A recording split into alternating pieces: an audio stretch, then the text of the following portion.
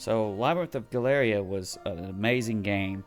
It took me 120 hours to beat. It was a beast. It goes on and on and on, and that can actually be a little bit to its detriment. We'll get back to that in a second. But as it is, an anime first-person dungeon crawler in the vein of wizardry. Now, these first-person dungeon crawlers, they're rough. They're usually rough, and this is no exception. But sort of like other Nippon Ichi games, like what this guy kind of did to the strategy tactics, Galleria just goes through and he kind of breaks part of some of your conventions. You can literally bust through walls and stuff like that, and you can do jumps and all kinds of other crazy stuff. And this kind of gives you a lot of freedom about how you want to go about things. And so what they'll do is they'll just put tons and tons of stuff on you, and then you'll kind of find a way to get around it.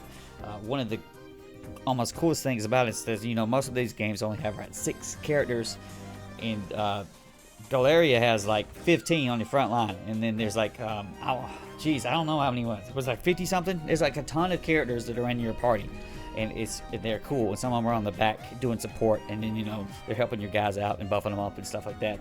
And so managing this party is really, really key to the game. And if you hate equipping characters and stuff like that, this is not the game for you. This is really a party-based game.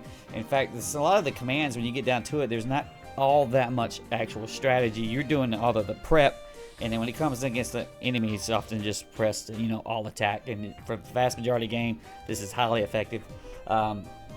Even then, I super enjoyed it. I love getting my team, getting them goodies. There's like a lot of random properties to these goodies, and it's like lots of random root drops, and you don't know, you might get something amazing, man. It's gonna put this on. It's a freaking great upgrade. And but as you're going on and on and on, the problem with at least the gameplay part is that over 120 hours, they're spread thin of especially in variety of monsters. There's not much going on in variety.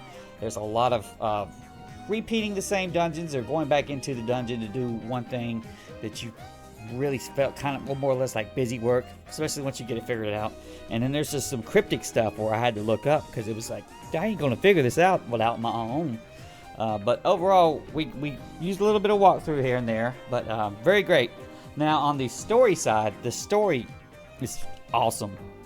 You can argue maybe it has too many characters, and I don't want to do any kind of spoilers as far as the story, but there's some big shakeups. We'll just say that we're just big shakeups, kitty. Okay.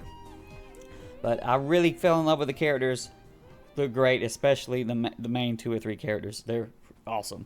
And so let me think like this. I would say that this should be an easy recommend, but it's so long. I just don't think that most people are going to go through it. If you're willing to, play 30 hours and walk away, I consider that pretty good.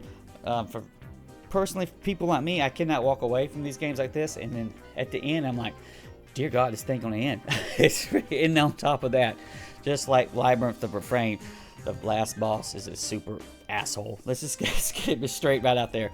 But overall, worked pretty good. I played this on PC, and even though it was, I believe, originally a Vita game from like 2014, the PC games controls are fairly good for the most part. There's a couple things. It's like, this is definitely designed for console, and it's just like they're kind of shoving a mouse in there. But overall, I would definitely recommend playing on PC, or I think it's on Switch too. I'm not sure what all other systems is on, but PC was great. It had 4K texture, or at least they said it was. It's still just Vita at the end of the day. But easy recommend if you're into hard ass shit. Love the music, love the graphics. The story was great. It really solid overall around. But it just, as any first-person dungeon crawler, they can often annoy the hell out of you. You got to be a little bit patient with it. But this is something that, if you like what you're seeing on the screen, I think you would like it. But this is rough. This is a rough little shit, and he does not end. It just goes on and on and on forever.